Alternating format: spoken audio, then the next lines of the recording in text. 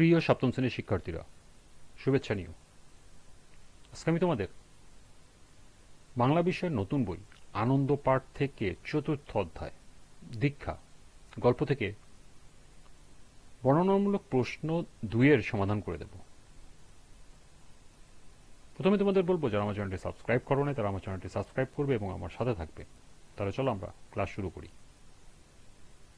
আনন্দ পাঠ দীক্ষা গল্পের 2 নং বর্ণনামূলক প্রশ্ন। ক, হেডমাস্টার মশাই লেবুকে অ্যাভারেজ মনে করেন কেন?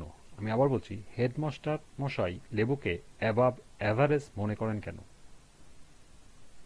খ, দীক্ষা গল্প অবলম্বনের ছাত্র শিক্ষকের মাঝে আন্তরিকতাপূর্ণ সম্পর্কের পরিচয় তুলে ধরো। তো চলো এখন আমরা এই দুটি প্রশ্নের সমাধান দেখে নিই। প্রথম প্রশ্ন ছিল, হেডমাস্টার মশাই লেবুকে অ্যাবাব অ্যাভারেজ মনে করেন কেন? হেডমাস্টার মশাই লেবুকে অ্যাবাব অ্যাভারেজ মনে করেন কারণ লেবু সাধারণ ছাত্রদের তুলনায় ব্যতিক্রমধর্মী ও বুদ্ধিমান। যদিও সে খুব দুষ্টু এবং প্রায় নানা রকম দুষ্টামি করে, তবুও তার মধ্যে তীক্ষ্ণ বুদ্ধি ও উপস্থিত বুদ্ধির পরিচয় পাওয়া যায়। সে অল্প কথায় নিজের ভাব স্পষ্টভাবে প্রকাশ করতে পারে এবং তার চিন্তা ভাবনাও আলাদা ধরনের। এছাড়া লেবুর মধ্যে একটি গুরুত্বপূর্ণ গুণ হল নিজের ভুল স্বীকার করার সাহস। বামাপদ পণ্ডিত মশাইকে নিয়ে লেখা ছড়ার দায় সে নিজের থেকে স্বীকার করে, যা তার সততা ও নৈতিকতার পরিচয় বহন করে। এ ধরনের সৎসাহস সাধারণ ছাত্রদের মধ্যে খুব কম দেখা যায়। হেডমাস্টার মশাই বিশ্বাস করেন লেবুর মতো বুদ্ধিমান কিন্তু দুষ্ট ছেলেদের সঠিক পথে পরিচালিত করা গেলে তারা ভবিষ্যতে বড় মানুষ হতে পারে। তাই তার এই বিশেষ গুণাবলীর জন্য তিনি লেবুকে অ্যাবাভ অ্যাভারেজ বা সাধারণের চেয়ে উন্নত মনে করেন বা মনে করেছেন। দ্বিতীয় প্রশ্নটি ছিল, দীক্ষা গল্প অবলম্বনের ছাত্র শিক্ষকের মাঝে আন্তরিকতাপূর্ণ সম্পর্কের পরিচয় তুলে ধরো।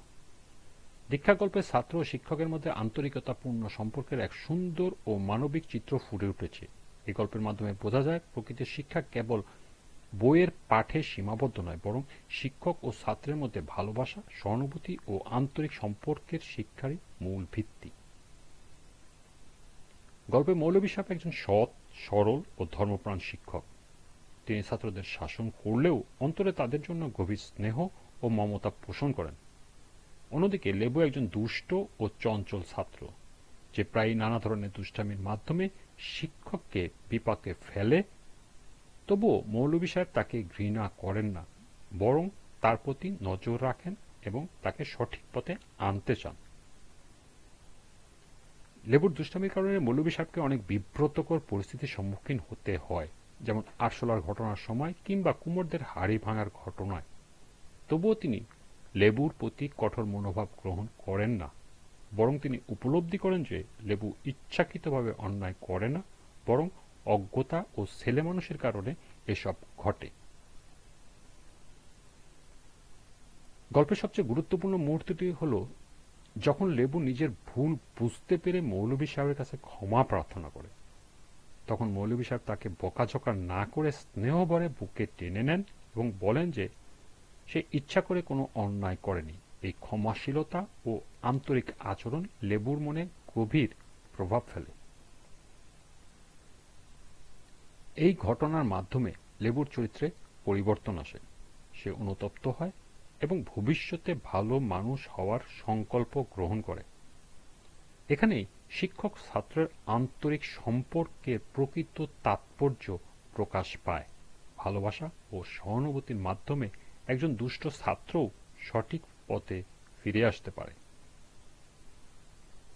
অতএব দীক্ষা গল্পে ছাত্র শিক্ষকের মধ্যে আন্তরিক, স্নেহপূর্ণ ও মানবিক সম্পর্কের যে চিত্র ফুটে উঠেছে তা আমাদের শেখায় যে শিক্ষা জীবনে ভালোবাসা, ক্ষমা ও সহানুভূতির গুরুত্ব অপরিসীম।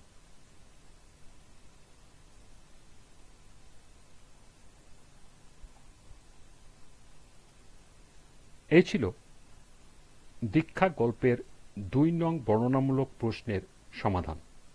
আজকের ক্লাসটি এ পর্যন্তই।